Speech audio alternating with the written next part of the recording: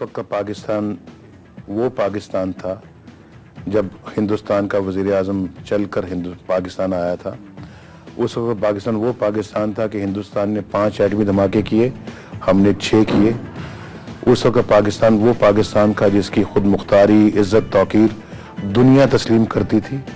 उस वक्त का पाकिस्तान वो पाकिस्तान था जब आटे के लिए इतनी लंबी कतारें नहीं लगती थी। उस वक्त का पाकिस्तान वो पाकिस्तान था जब इतनी लोड शेडिंग नहीं होती थी।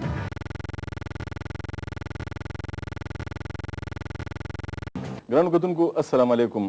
The AVT channels the Peshawar station ना तासु खपल कोरबा महमूद जान बाबर तासु पदे खसूसी प्रोग्राम के हरकले हुई सिंगा बच तासु ता पता चली दली वी چې زمونږه کم نننې من مده هغه د پاکستان وزیر اعظم پاتې شوی دی د پاکستان مسلم لیگ نواز ډلې د خپل چې کومه د هغې ډله ده د هغې مشر دی یو ډېر لویه ذمهواري په هغوی باندې راپرېوتې ده او بیا چې کوم د محترمې د شهادت نه پس د پاکستان د یو پاپولر لیډر په طور باندې میاں نواز شریف صاحب چې کوم دی په هغوی باندې دا ټولې ذمهوارۍ راغلي دي. خلک هغوی نه ډېرې تمې لري.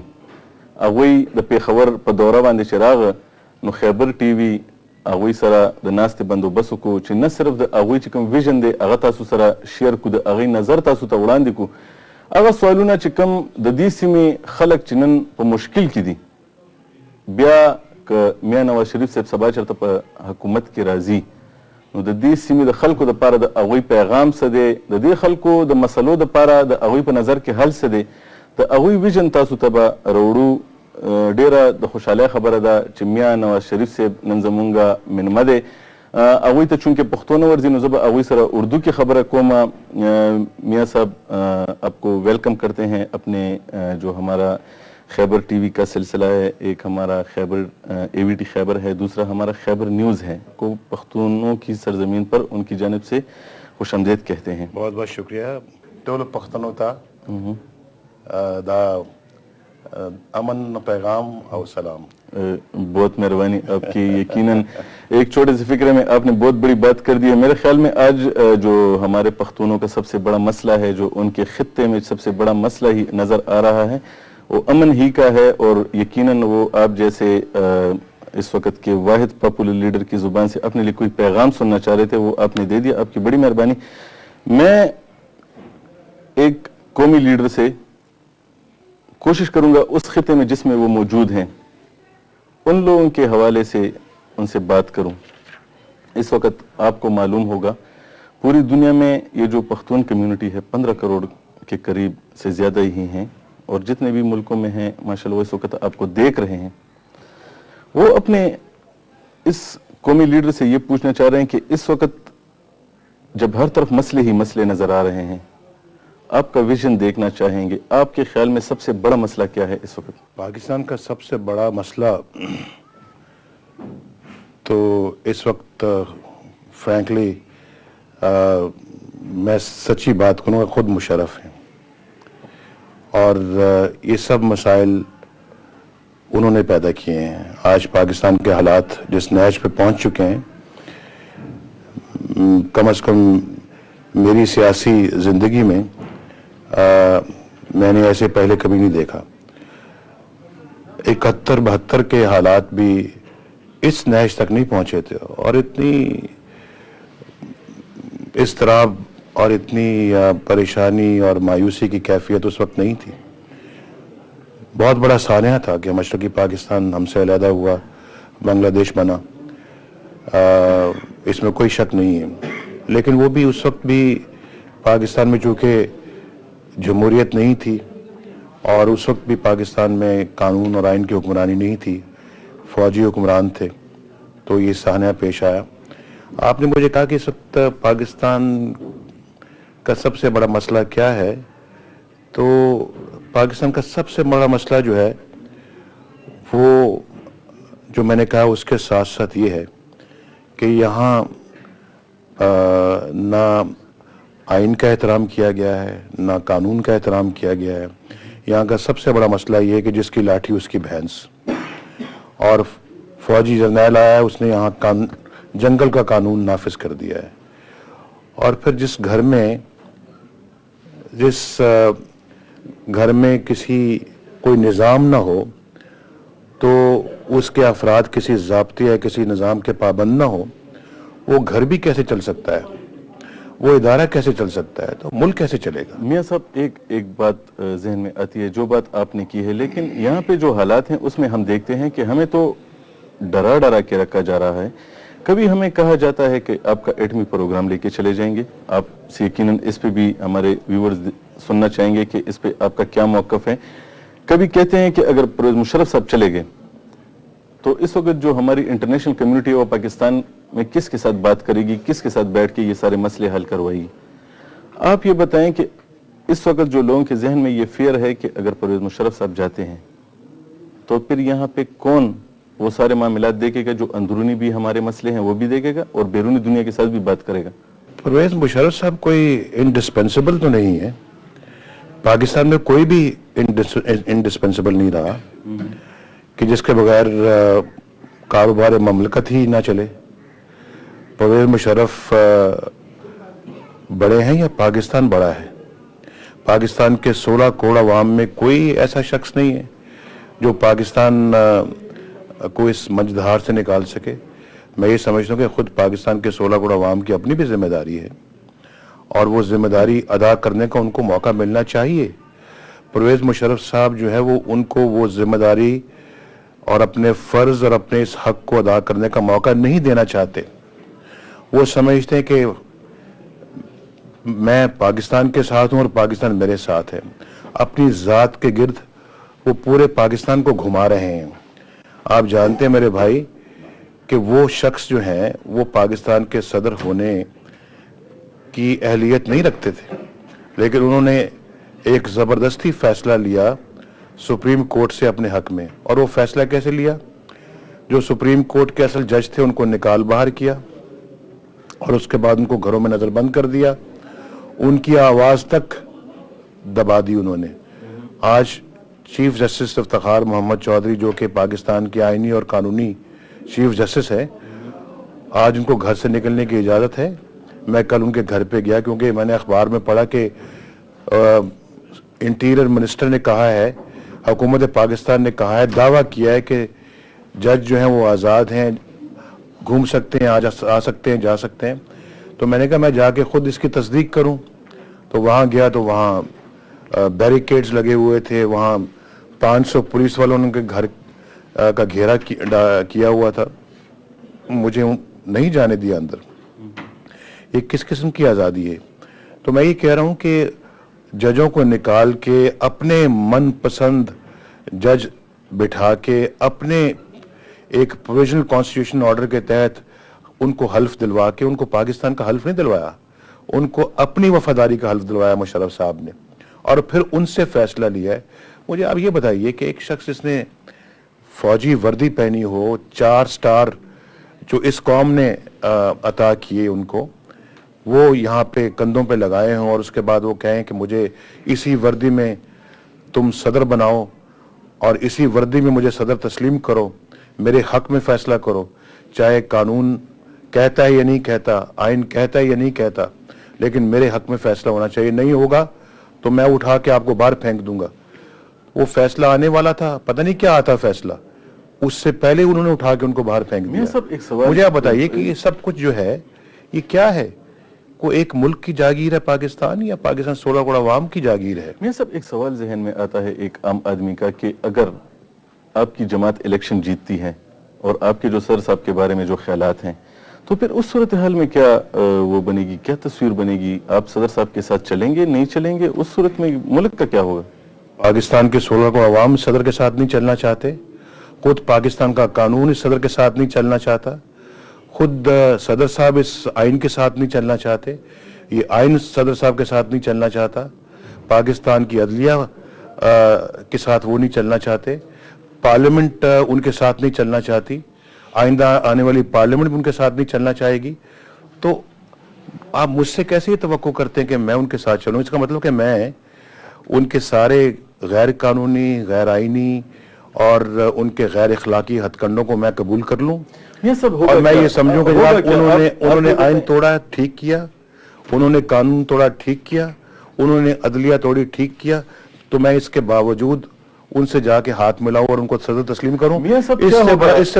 اس سے بڑا جرم کون اور کرے گا؟ اس وقت جو پاکستان کی صورتحال ہے کافی پریشان کن ہے، لیکن اگر پھر ایسی صورت بنتی ہے تو پھر ایک الیکٹڈ لوگوں کی اور صدر کے بیچ میں جو ٹسل شروع ہوگی، پھر آپ نہیں سمجھتے کہ انارکی مزید پھیلے گی؟ بھائی اس کے لیے تو خود مشرف صاحب ذمہ دار ہیں، ہم ذمہ دار نہیں ہیں۔ اس صورتحال سے نکلیں گے کیسے؟ 16 کروڑ عوام ذمہ دار نہیں ہیں، اس کے لیے خود مشرف صاحب ذمہ دار ہیں۔ ان کے یہ جو ان کے اپنا تکبرانہ قسم کے فیصلے اور میں نہ مانوں، میں قانون سے بھی بالا تر ہوں، میں آئین سے بھی بالا تر ہوں، یہ روش اس ساری چیز میں حائل ہے۔ ان سے جتنی جلدی چھٹکارا حاصل کیا جائے اتنا ہی پاکستان کا بھلا ہے۔ میری ذات کی بات نہیں ہے میرے بھائی، میرا ذات کا معاملہ نہیں ہے۔ میرے ذات کا معاملہ ہوتا تو میں 8 سال مجھے ملک سے باہر گزارنے کی ضرورت نہیں تھی، میں 14 مہینے اٹک قلعے کے اندر ہتھکڑیاں لگوا کے مجھے بیٹھنے کی وہاں ضرورت نہیں تھی۔ میاں صاحب ایک بات دوسری پوچھتے ہیں، چلیں آپ ذرا یہ بتائیں کہ جب تک محترمہ تھیں تو ہمیں یہ احساس تھا کہ اس وقت ہمارے پاس سیاسی قیادت میں 2 بہت ہی پاپولر لیڈران موجود ہیں۔ آپ یہ بتائیں کہ ان کے بعد آپ خود کو کہاں دیکھتے ہیں کہ آپ پہ کیا کیا ذمہ داریاں پڑی ہیں، جو ملک میں جو صورتحال ہے اس کے حوالے سے اس کو نکالنے کے لیے کیا پروگرام ہے آپ کے پاس؟ محترمہ ہم سے بچھڑ گئیں، مجھے اس کا بڑا دکھ ہے، بڑا افسوس ہے، اور میں سمجھتا ہوں کہ میری ایک ذمہ داری اور بھی بڑھ جاتی ہے، اور میں اس ذمہ داری کو قوم کی امنگوں کے مطابق نبھانا چاہتا ہوں۔ میں ایسا کوئی کام نہیں کرنا چاہتا جس سے میں خود بھی شرمندہ ہوں اپنی قوم کے سامنے، اور قوم کا سر بھی میں جھکاؤں۔ میں اس بات کا قائل نہیں ہوں۔ میں پاکستان کی سلامتی، پاکستان کی بقا کا بہت بڑا داعی ہوں، اور میں سمجھتا ہوں کہ مشرف صاحب نے بلکہ پاکستان کے خود مختاری کو بھی داؤ پہ لگایا اپنی ذات کے لیے۔ آج امریکہ کا اندھا دھند وہ حکم مانتے ہیں اپنی حکومت کو طول دینے کے لیے۔ ہم ایسا نہیں کریں گے۔ ہم پاکستان کی عزت، توقیر، خود مختاری کو کبھی کمپرومائز نہیں کریں گے، اس کو کبھی داؤ پہ نہیں لگائیں گے، اور ہم نے پہلے بھی ایسا کیا ہے۔ آپ نے دیکھا ہے کہ ہم نے جب کلنٹن ان کے صدر تھے امریکہ کے، میں پاکستان کا وزیر اعظم تھا، ایک امتحان کی گھڑی آئی پاکستان پہ، انہوں نے ہمیں ایٹمی دھماکوں سے روکا، ہم نہیں رکے، ہم نے وہ کیے ایٹمی دھماکے، اور ہم نے یہ ثابت کیا کہ پاکستان ایک خود مختار ملک ہے۔ ہم پاکستان کی خود مختاری پہ کبھی کوانچ نہیں آنے دیں گے۔ اور آج یہ کہاں کی یہ خود مختاری ہے کہ جو امریکہ کے ہم آنکھیں بند کر کے وہ مانتے جائیں؟ لیکن میں سب بعد میں پھر ہم نے دیکھا کہ ایک مسئلہ ایسا بھی آیا جس پہ ہم گئے، ان سے پھر بات کی، کچھ ان کی بات مانی بھی گئی، جو کارگل کا ایشو تھا اس پہ پھر ہم نے دیکھا تھا۔ چلے اس پہ بھی ذرا بات کریں کہ یہ بتائیں کہ پہلے اس پہ تو آپ جواب دیں گے، وہ جو ہمارے ایشوز تھے جن پہ الیکشن ہوا کرتے تھے، آج جو الیکشن ہونے جا رہے ہیں، ٹھیک ہے، اس میں جو منشور ہوتے تھے، تھوڑا سا آپ ڈر رہے ہیں، نہیں آپ میرے سوالات کو پورا، جوابات کو پورا نہیں ہونے دینا چاہیے۔ نہیں میں تھوڑا سا ڈر رہے ہیں، خوف کی کیفیت تاری ہے۔ آپ ایک بہت بڑے لیڈر ہیں، یقیناً آپ ایک بہت بڑے لیڈر ہیں۔ آپ، میں تو بچہ ہوں اس قوم کا، میں آپ کے ساتھ کیا بات کروں گا، لیکن یہ بتائیں کہ پہلے جن منشوروں پہ الیکشن ہوا کرتے، لیکن آپ کا چینل بند کرنے کی کسی کی ہمت نہیں ہے۔ بڑی مہربانی، یہ آپ کی یقین دہانی ہمیں یاد رہے گی، بڑی مہربانی آپ کی۔ لیکن یہ جو اب پہلے منشوروں پہ ہم الیکشن کیا کرتے تھے، آج جو ہمارے ایشوز ہیں، جو منشور لوگ لے کے آئے ہیں، آپ کے پاس لوگوں کو بتانے کے لیے ایسے کیا پیغامات ہیں جس پہ وہ جو ڈرے ہوئے لوگ ہیں، جو خوفزدہ ہیں، خصوصاً جس علاقے میں آپ بیٹھے ہوئے ہیں، جہاں بھی دنیا میں کوئی بھی فائر ہوتا ہے، کوئی بھی دھماکہ ہوتا ہے، کوئی بھی بات ہوتی ہے تو آ کے انہی پہ یہ بات ڈال دی جاتی، کیا پیغامات ہیں ان کے لیے کہ یہ جو صورتحال ہے اسے کیسے نکالیں گے؟ خود مشرف صاحب کی پالیسیز کا نتیجہ ہے، اور مشرف صاحب کی غلط حکمت عملی کا نتیجہ ہے۔ ہمارے ملک میں کبھی اس طرح کے مسائل پیدا نہیں ہوئے تھے، ہمیشہ ڈکٹیٹروں نے آ کے یہ مسائل پیدا کیے ہیں۔ جمہوریت ہوتی، ہر کام بہت خوش اسلوبی سے ہوتا رہتا، کبھی کوئی مسئلہ کھڑا نہ ہوتا۔ خود مشرف ذمہ دار ہیں اس صورتحال کے، بالکل میں برملا without any fear of contradiction میں یہ بات کہنے کے لیے۔ اگر آپ کی حکومت آتی ہے تو آپ فوری طور پہ پالیسی میں کیا چینج لائیں گے کہ یہ جو حالات مجھے آپ بتائیے جیسے بھی حالات ہیں کیا ان کا علاج صرف بندوق ہے, گولیاں ہیں, اسلحہ ہے؟ یعنی مشرف صاحب سب سے بڑے دہشت گرد تو وہ خود ہیں. سچی جو بات ہے, دہشت گردی تو ملک میں انہوں نے پھیلائی ہوئی ہے.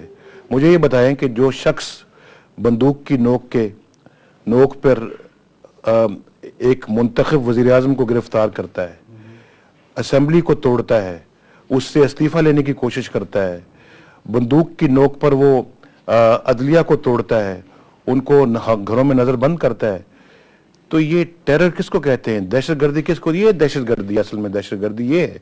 اور یہ دہشت گردی جو ہے پھر وہ ایک ریاکشن کو جنم دیتی ہے. تو میں تو سمجھتا ہوں, میں اس چیز کا براہ راست قصوروار خود مشرف کو سمجھتا ہوں. اور میں کوئی ذاتی اناد یا کسی ذاتی رنج یا غم و غصے کی وجہ سے یہ بات نہیں کہہ رہا, میں بالکل آپ کو حقیقت بیان کر رہا ہوں.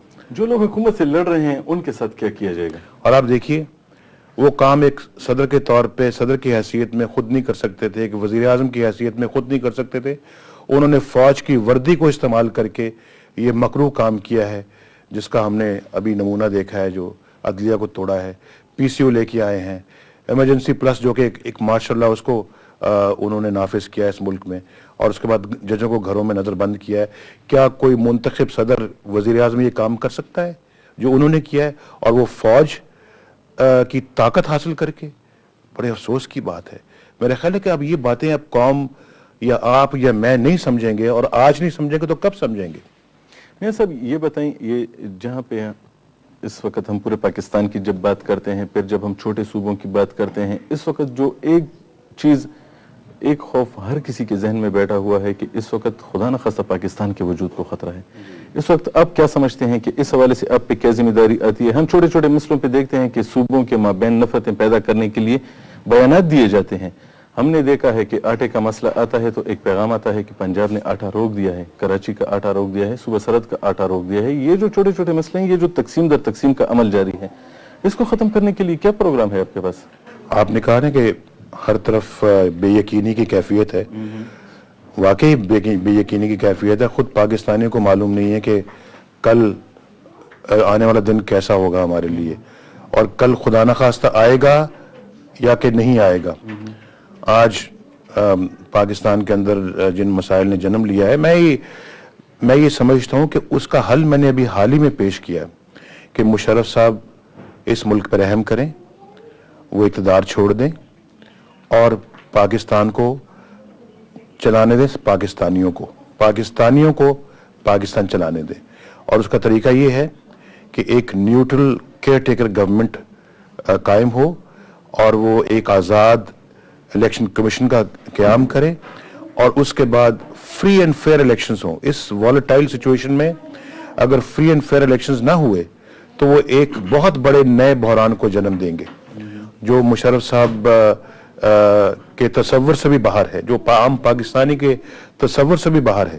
اور اگر ایسا ہوا تو میرا خیال ہے کہ پھر ہم سب پچھتائیں گے. اس لیے میں آج بر وقت یہ کہہ رہا ہوں کہ آج ہی یہ فیصلہ ہونا چاہیے, اور مشرف صاحب جو ہیں وہ اس کام کو کریں تاکہ پاکستان کا آنے والا وقت جو ہے وہ کم از کم اتنا خطرناک نہ ہو جتنا کہ ہم دیکھ رہے ہیں.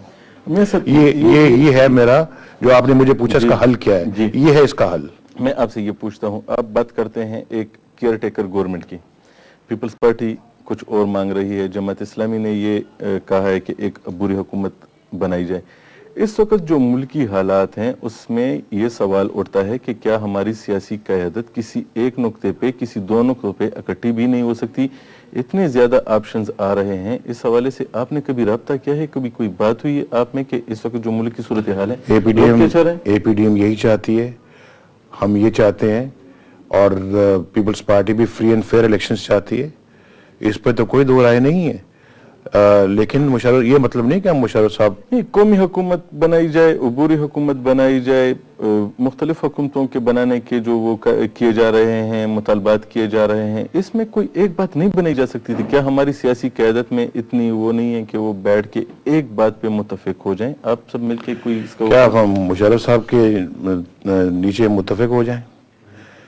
اس کا دوسرا راستہ پھر یہ ہے کہ ہم مشرف صاحب کو تسلیم کر لیں.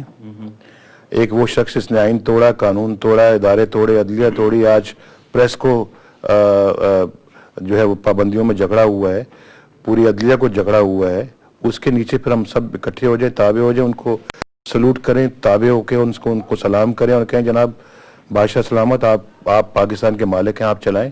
اس کا تو پھر دوسرا راستہ تو ہی ہے. اگر یہ نہیں تو پھر جو میں نے آپ کو پہلے بتایا وہ راستہ ہے. تو میرا خیال ہے کہ اس پہ آج قوم اس سے زیادہ کبھی آج تک متفق نہیں ہوئی کہ مشرف کو جانا چاہیے. میرا خیال ہے آج ایک پاکستانی کو آپ سڑک میں, دیہات میں, گاؤں میں, شہر میں پوچھے جا کے کیا رائے عامہ ہے. تو میں تو وہ بات کر رہا ہوں جو آج عام پاکستانی سوچ رہا ہے. یہ سب یہ بتائیں کہ جب آپ نے پہلے پاکستان میں الیکشن لڑے, جب آپ پاکستان میں تھے, پھر آپ باہر چلے گئے, پھر آپ واپس آئے, اس وقت کے اور اس وقت کے پاکستان میں کیا فرق ہے؟ دوسری بات یہ ہے کہ جب ہم نے دیکھا کہ محترمہ باہر گئیں, پھر جب وہ واپس آئیں تو وہ ایک مختلف قسم کی بے نظیر نظر آئیں. آپ کیا وہی نواز شریف ہیں جو گئے تھے, یا جب آئے ہیں تو کیا تبدیلی کے ساتھ واپس آئے ہیں؟ میں وہی نواز شریف ہوں. میرا وہی سٹینڈ ہے جو 1999 کو سٹینڈ تھا, کسی زیر زبر کا فرق نہیں ہے. اور اس وقت کا پاکستان وہ پاکستان تھا جب ہندوستان کا وزیر اعظم چل کر پاکستان آیا تھا. اس وقت پاکستان وہ پاکستان تھا کہ ہندوستان نے 5 ایٹمی دھماکے کیے, ہم نے 6 کیے. اس وقت پاکستان وہ پاکستان کا جس کی خود مختاری, عزت, توقیر دنیا تسلیم کرتی تھی. اس وقت کا پاکستان وہ پاکستان تھا جب آٹے کے لیے اتنی لمبی قطاریں نہیں لگتی تھیں. اس وقت کا پاکستان وہ پاکستان تھا جب اتنی لوڈ شیڈنگ نہیں ہوتی تھی. وہ پاکستان تھا جب بے روزگاری نے لوگوں کی کمر نہیں توڑی تھی. وہ پاکستان جب آٹا جو ہے وہ 7 روپے کلو ملتا تھا. وہ پاکستان تھا جب یہ گھی جو ہے یہ 40 روپے کلو ملتا تھا. آج پوچھئے لوگوں سے کیا بھاؤ ملتا. وہ پاکستان تھا جب لوگوں کو روٹی بھی ملتی تھی, ان کے بچے سکول بھی جاتے تھے, ان کا گردوں کا مفت علاج بھی ہوتا تھا. آج کے پاکستان میں لوگوں کو سوچنا پڑتا ہے کہ جناب ہم بچوں کو پڑھائیں یا ان کو کھانا دیں, روٹی دیں. ایک خاتون نے خودکشی کر لی بھوک سے, اس کے 2 بچے بلبلاتے رہے, اور جب وہ ماں کی لاش کے پاس بیٹھے ہوئے تھے تو بچوں نے کہا ماں ہم آئندہ روٹی نہیں مانگیں گے, تم واپس آ جاؤ. آج کا پاکستان یہ پاکستان ہے میرے بھائی. آج کا پاکستان اس کا وقت کا پاکستان پرامن پاکستان تھا جہاں کوئی لوگوں کو جان و مال کا خوف نہیں تھا. آج کے پاکستان میں کوئی محفوظ نہیں ہے. میں سب ایک سوال ذہن میں آتا ہے, اگر ہمیں ترقی نہیں دی جاتی, اگر ہمیں آگے نہیں لے جایا جاتا, اس پاکستانی قوم کی بات کر رہا ہوں, ان پختونوں کے حوالے سے بات کر رہا ہوں, اگر آپ کو کہا جائے, اگر آپ کو موقع دیا جائے تو آپ کم از کم ہمیں اس دور میں واپس کیسے لے جائیں گے؟ آپ کے پاس اس کے لیے کیا پروگرام ہے؟ جو باتیں آپ نے بتائی ہیں کہ اس وقت یہ تھا, اس وقت وہ تھا, ہمیں تو اپنا پروگرام پورا کرنے کا موقع کس نے دیا ہے؟ اس بار اگر آپ مجھے بتائیے, نہیں مجھے بتائیے, 2 سال پہلے دور میں, پھر 2 سال دوسرے دور میں. اس کے باوجود میرے بھائی یہ پشاور سے لاہور تک موٹر وے بن گئی ہے. ہم مانتے ہیں اس بار. اگر 5 سال ہمیں بھی پورے کرنے دیے جاتے, نہ جانے ہم پاکستان کو الحمدللہ کیا سے کیا بنا دیتے. تو اسمبلی نے 5 سال بھی پورے کر لیے. ہاں, لیکن وہ تو ماشاءاللہ کے سائے تلے 5 سال پورے کیے. نہیں, کون سے فخر کی بات ہے آج یہ اسمبلی کہتی. میں تو سمجھتا ہوں شرم کی بات ہے کہ وہ فوج کے سائے تلے, ایک جرنیل کے سائے تلے وہ 5 سال پورے کرنے کا بڑے فخریہ انداز میں اعلان کرتی. بات تو تب ہوتی کہ ایک ڈیموکریٹک گورنمنٹ کو 5 سال پورے کرنے کا موقع ملتا. لیکن وہ موقع کون دیتا ہے یہاں پہ؟ اچھا بھلا یعنی کہ ایک ترقی کا مومنٹم بڑھ رہا تھا. آپ جانتے ہیں انپریسیڈنٹڈ ترقی ہو رہی تھی. آج جو لوگ, میں 8 سالوں کے بعد میں پاکستان واپس آیا ہوں, تو جو لوگوں کی محبت اور جو لوگوں کا خلوص اور جذبہ اور پیار مجھے ملا ہے, میں سمجھتا ہوں کہ یہ وہی محنت کی کمائی ہے جو آج میں دیکھ رہا ہوں. اللہ کا بڑا شکر ہے کہ آج والہانہ انداز میں لوگ پھر محبت کرتے ہیں, ورنہ آنکھوں سے اوجھل ہوتا ہے تو دل سے بھی اوجھل ہو جاتا ہے انسان.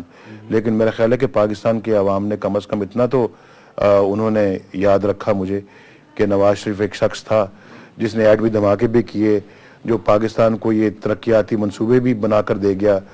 اور وقت اگر پورا ہمیں ملتا ہے تو ہم تو اللہ کے فضل سے پاکستان کو वाकईतन एशियन टाइगर बनाते हैं आज पाकिस्तान। और मैं ये बताऊं कि आप मुझे ये बताएं कि आजकल लोड शेडिंग 12-12, 18-18 घंटे होती है। मुशर्रफ साहब ने, इनकी हुकूमत ने, काफ लीग ने 1 मेगावाट का इजाफा नहीं किया बिजली की पैदावार में, 1 मोटरवे का इजाफा नहीं किया। पाकिस्तान के कर्जों में इन्होंने 1200 अरब रुपए का इजाफा कर दिया। कहते हैं कुछ कोल तोड़ दिया है, कहाँ कुछ कोल टूटा है, 1200 अरब रुपए के कर्जे बढ़ गए हैं। और दूसरा ये कहते हैं जनाब के खजाने भरे हुए हैं, खजाने भरे हुए हैं तो लोग आटे को तरस रहे हैं। जिस जो जमीन जो है वो सोना उगलती है, गंदम उगाती है, वहां के लोग भूखे मरे आटे के लिए, एक थैले के लिए लंबी लंबी कतारों में खड़े हों। मुझे बताइए ये कहाँ का इंसाफ है? मैं सब इस हवाले से तो आपकी नजर कहाँ, नहीं वो खजाने कहाँ हैं? एक बंदा पूछा, लोग तो गटरों का पानी पीने पे मजबूर हैं, लोगों की फैक्ट्रियां आज बंद हैं, 18-18 घंटे लोड शेडिंग होती है। बाकायदा ऐलान कर दिया गया है कि जनाब 20-20 दिन ये फलां स्टील इंडस्ट्री जो है बंद कर दी जाएगी। घरों के अंदर सुई गैस नहीं आती, लोग घर खाना पकाने से मजबूर हैं। ये हाल है आज के पाकिस्तान का। आप मेरे पाकिस्तान का मुकाबला आज के पाकिस्तान से मुकाबला करें तो मेरा ख्याल जमीन आसमान का फर्क है। और हम वही प्रोग्राम रखते हैं जो हमने शुरू किया था। आप कहते हैं आप क्या प्रोग्राम, वही प्रोग्राम है। और ये मसाइल ऐसे नहीं कोई। मैंने ये पूछा था कि जो आपने बताया कि उस वक्त ये सब कुछ इतने कम मिलता था और जिंदगी में कोई इतने बड़े मसले नहीं थे, हर किसी को हर चीज अवेलेबल थी, मौजूद थी। तरक्की अगर ना मांगी जाए, हम आपसे ये अगर पूछें कि अगर वही 5 और 8 साल बाद हमें जो पहले का जो दौर था उसमें ले जाने के लिए आपका प्रोग्राम पूछा था। शुक्रिया। ठीक है, मैं आपसे ये पूछना चाहूंगा कि इस वक्त जो आपके पास भी वक्त का यकीनन मसला है, ये बताएं जो ऑपरेशंस के जरिए सारे हल निकाले जा रहे हैं, अगर मियां नवाज शरीफ को मौका मिलता है, ये जो सारे मसले हैं, इन मसलों को कैसे हल करेंगे आप? देखिए जी, democracy is the only answer, let me tell you that very very clearly.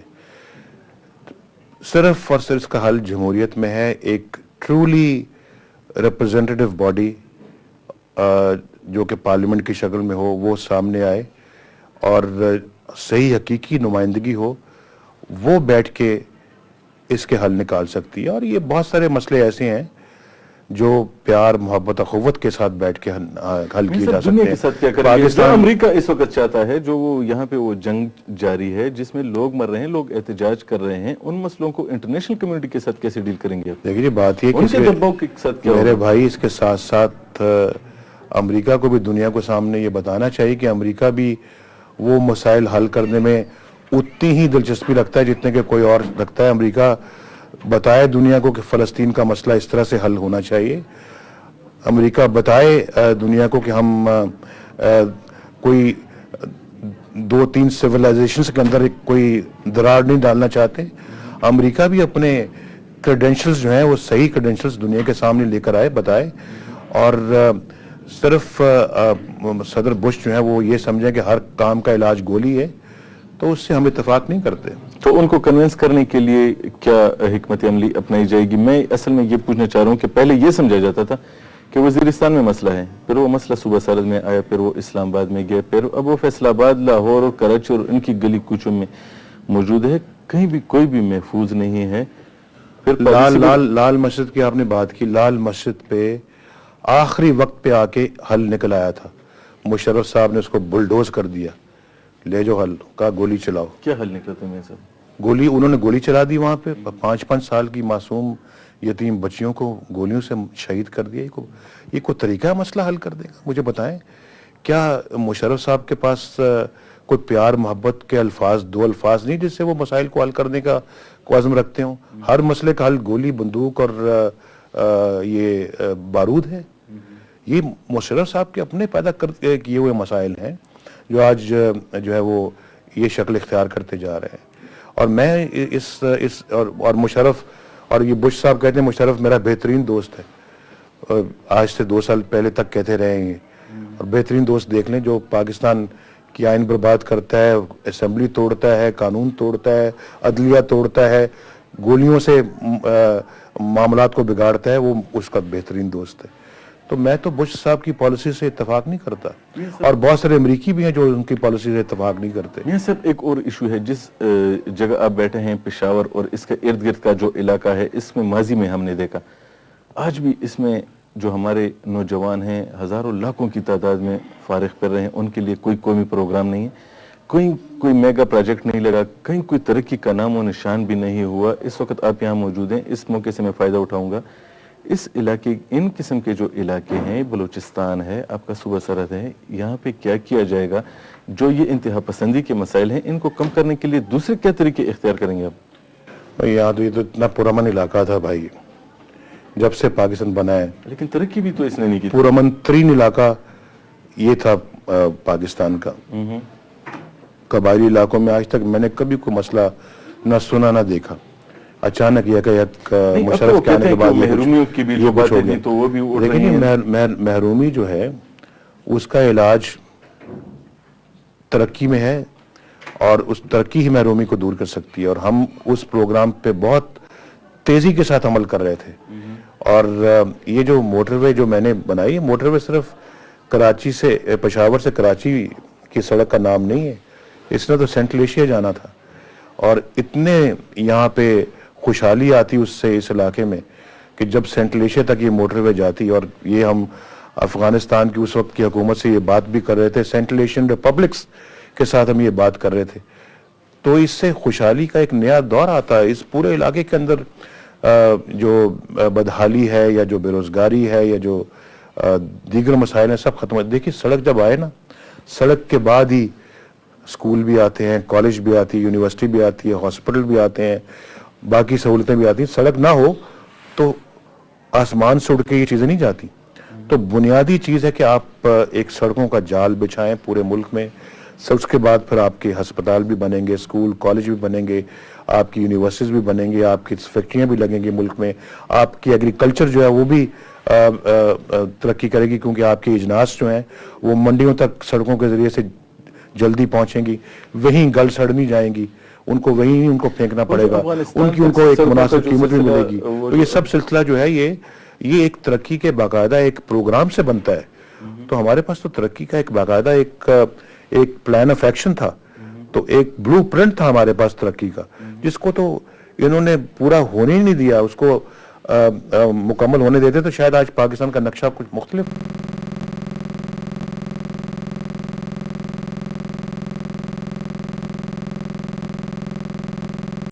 صاحب یہ بتائیں کہ یہ جو افغانستان تک سڑکیں لے جانے کا جو سلسلہ تھا, پھر ہم نے یہاں پہ لوگوں کو یہ امید پیدا ہوئی کہ یہ سڑکیں جائیں گی, ریلوے ٹریک جائیں گے تو کچھ یہاں پہ خوشحالی آئے گی. بعد میں ہم نے دیکھا کہ اس علاقے میں جنگ شروع ہو گئی. تو اگر آپ کی حکومت آتی ہے تو پھر افغانستان کے حوالے سے کیا پالیسی ہوگی, یہ ایک چھوٹا سا وہ بتا دیں. پھر وہ جو کاروبار کا سلسلہ تھا, جو ایشیا کا جو گیٹ وے یہ جو بننا تھا, اس حوالے سے ہے ابھی بھی کوئی پروگرام میں؟ خواب ادھورے رہ گئے, حالات اتنے بگاڑ دیے گئے, ان کو ٹھیک کرنا ایک آسان مسئلہ نہیں ہے, اور اس کو ٹھیک کرنا بہت, میرے خیال ہے پوری قوم کو اس میں اپنا محنت کر کے اپنا خون پسینہ بہانا پڑے گا. لیکن ہماری اپنے ملک کے ساتھ کمٹمنٹ ہے, اس کو, ان حالات کو ٹھیک کرنا بھی ہماری ذمہ داری ہے. اور یہ ہم سب پاکستانی ہیں, کوئی کسی کا دشمن نہیں ہے یہاں پر, لیکن یہاں پہ دشمن بنا دیا جاتا ہے. ویسٹڈ انٹرسٹ جو ہے وہ بنا دیتے ہیں, کچھ اپنا غیر ملکی انٹرسٹ ہیں وہ معاملات کو خراب کرنے کے لیے اپنا کردار ادا کرتے ہیں. اور ہمارے یہاں پہ ان کے ایجنٹ بھی کم نہیں ہیں, خاص طور پہ یہ جو آمریت پسند فوجی جرنیل, ان کو اپنے لیجیٹمیسی کے لیے, اپنے حکومت کو طول دینے, اپنی خودداری بھی اور اپنی سلامتی بھی جو ہے نا, اپنی خود مختاری بھی داؤ پہ لگانی پڑتی ہے ان کو. اور پھر یہ ان کی اپنی نہیں لگتی بلکہ پوری قوم کا سر جھکانے کے جھک جاتا ہے ان کے آگے. تو یہ سب چیزیں جو ہیں یہ صرف اور صرف فوجی ڈکٹیٹرشپ میں ہم نے دیکھی ہیں. اگر پاکستان کو کوئی نقصانات ہوئے ہیں, کو پاکستان کو سیٹ بیکس ہوئے ہیں, پاکستان کو کے حصے میں کوئی ٹریجڈیز آئی ہیں, کوئی جب بھی کبھی سانحہ ہوئے ہیں, حادثات ہوئے ہیں, تو صرف اور صرف فوجی دور میں ہوئے ہیں. جمہوری دور میں پاکستان ایٹمی قوت بنا, جمہوری دور میں پاکستان میں ترقیاتی عمل تیز ہوئے, جمہوری دور میں پاکستان میں موٹر ویز بنے, انفراسٹرکچر بنا, جمہوری دور میں ہمیشہ خوشحالی آئی ہے. میاں صاحب یہ جو اس وقت آپ یہاں موجود ہیں، ہم دیکھتے ہیں کہ دنیا میں جہاں بھی کچھ ہوتا ہے پختونوں پہ اس کی ذمہ داری ڈال دی جاتی ہے. آپ اپنا تجربہ بتائیں، یہ آخری لمحات ہیں ہمارے پروگرام کے، پختونوں کے ساتھ آپ نے کام کیا ہے، آپ کیا نظر رکھتے ہیں؟ یہ جو ہمارے دیکھنے والے لوگ ہیں، جو ہم لوگ ہیں، لوگ کہتے ہیں کہ یہ دنیا کو چلانے کا سلیقہ نہیں جانتے، دنیا میں ترقی کرنا نہیں جانتے، اس لیے یہ پیچھے رہ گئے ہیں. ہم اپنے ایک قومی لیڈر سے پوچھیں، پختونوں کے ساتھ کیسا تجربہ رہا آپ کا؟ پختون ماشاءاللہ بہت ایک بہادر جرت مند لوگ ہیں. پختونوں کی ایک باقاعدہ ہسٹری ہے، ایک تاریخ ہے، اور یہ سر نہیں جھکاتے کسی بھی دشمن کے آگے، اور میں سمجھتا ہوں کہ خودداری ان میں بہت زیادہ ہے. تو میں تو سمجھتا ہوں کہ پختون ہوں یا سندھی ہوں، پنجابی ہوں، بلوچ ہوں، یہ سب ہمارے بھائی ہیں، اور ہم سب کو ساتھ لے کے چلنا ہے. میرے تعلقات سب سے ہیں، میرے بلوچیوں کے ساتھ بھی تعلقات ہیں، سندھیوں کے ساتھ بھی ہیں، اور پختونوں کے ساتھ بھی ہیں. میں اور پنجابیوں کے ساتھ بھی میرے تعلق. میں تو پاکستانی ہوں، تو میرے نزدیک تو پاکستان کی اہمیت سب سے زیادہ ہے، اور میں یہ سمجھتا ہوں کہ اب سب کو ساتھ لے کے چل کر ہی ہم اپنے مسائل کو حل کر سکتے ہیں. اور میں آپ کو یہ بتاؤں کہ الیکشنز کے بعد بھی ایک گورنمنٹ آف نیشنل کنسنسس ہونا لازمی امر ہے اگر پاکستان کے مسائل سے باہر نکلنا ہے. ڈکٹیٹرشپ سے مکمل آزادی حاصل کر کے ایک فوجی سربراہ یا کوئی غیر قانونی یا غیر آئینی صدر کو نکال کر پوری پاکستان کی سیاسی جماعتوں کو ایک مشترکہ متفقہ حکومت قائم کرنی چاہیے، تاکہ ہم اپنے سارے مسائل کو ایڈریس کر سکیں، ان کو حل کر سکیں. یہ ہے حل اس کا. اور اس میں پختون بھی اسی طرح سے شامل ہوں گے جس طرح سے دوسرے شامل ہوں گے. ایک آخری ایکسکلوسیو پیغام اپنے پختون بھائیوں کو کیا دینا چاہیں گے؟ میں آخری پیغام تو یہ دینا چاہوں گا، اٹھیں، اب بہت وقت گزر رہا ہے، پلوں سے پانی بہہ رہا ہے بہت زیادہ، بڑی دیر ہو گئی ہے. پاکستان کو موجودہ حالات نے بہت تباہ و برباد کر دیا. ملک کا مستقبل تاریک نظر آنے لگا ہے. اب نہیں اٹھیں گے تو پھر کب اٹھیں گے؟ جب بہت دیر ہو جائے گی. میرا یہ خیال ہے کہ آج وقت ہے کہ ہم سب اپنا کردار ادا کریں. 18 فروری آ رہا ہے. 18 فروری کو کوئی شخص بھی اپنے گھر نہ بیٹھے. میں یہ سمجھتا ہوں کہ اس دن ہر پاکستانی اگر اپنے 2-3 گھنٹے نکال کے پولنگ سٹیشن پر جائے، اپنا فرض ادا کرے، پاکستان کی تقدیر بدل سکتی ہے. ورنہ خدا نہ خواستہ اگر اس فرض میں ہم نے کوتاہی کی تو ہاتھ ملنے کے سوا پھر کوئی چارہ نہیں ہوگا. یہ چھوٹی سی قیمت ہے 2-3 گھنٹے کی، اس قیمت کو ادا کریں، پاکستان بچ جائے گا. میاں صاحب، ہمارا بھی ایک پہلا چینل ہے خیبر ٹی وی کے نام سے، ایک چھوٹا سا پیغام خیبر ٹی وی کے نام کیا دینا چاہیں گے؟ لوگ دیکھ رہے ہیں اس وقت ہماری میڈیا میں ایک بہت بڑا چینج آیا ہے. اس وقت جو پختونوں کی جو کمیونٹی ہے پورے لوگ دیکھ رہے ہیں، ہمارے کارکنان بھی اس وقت سب آپ کو دیکھ رہے ہوں گے. اس کے لیے ایک چھوٹا سا پیغام کیا ہوگا؟ خیبر ٹی وی سے میرا تعلق آج سے نہیں، بلکہ میں لندن سے تھا. لندن میں تھا اس وقت سے خیبر ٹی وی، جدہ میں بھی خیبر ٹی وی مجھ سے بات کیا کرتا تھا، لندن میں بات کیا کرتا تھا. تو مجھے خیبر ٹی وی اس لیے بھی اچھا لگتا ہے، شکریہ کہ میرا تعلق اس سے پرانا ہے. Thank you. اور اس کا نام خیبر ہے. خیبر نام بھی مجھے بڑا پسند ہے. Thank you. اور خیبر کے ذریعے سے میں جو اس صوبے کے رہنے والے لوگ ہیں ان کے لیے نیک تمناؤں کا اظہار کرتا ہوں. اور میں دل سے اپنی اس قوم سے بہت محبت کرتا ہوں، اور میں چاہتا ہوں کہ ان کی زندگیوں میں تبدیلی آئے. اور ہم ابھی بھی ہمارے ڈکٹیٹرز ہمیں آگے نہیں بڑھنے دیتے. میری بہت خواہش ہے کہ وہ دنیا کی دوڑ میں دنیا کے ساتھ ساتھ چلیں، پیچھے نہ رہ جائیں. اور میں بھرپور سب پختونوں کی بھی خدمت کرنے کا عزم رکھتا ہوں، اسی طرح سے جس طرح سے ان کے اپنے گھر والے لوگ ان کے خیر خواہ ہوتے ہیں. میاں صاحب، ہم آپ کے انتہائی مشکور ہیں کہ آپ نے اپنے دورے پشاور کے دوران ہمیں وقت دیا، اتنی تفصیلی بات کی، اپنا پروگرام پیش کیا. لوگوں کے جو ذہنوں میں سوالات تھے جو آپ سے پوچھنا چاہ رہے تھے، کوشش کی ہے کہ وہ بات آپ سے پوچھ کے ان تک پہنچائی جائے. آپ کی بڑی مہربانی.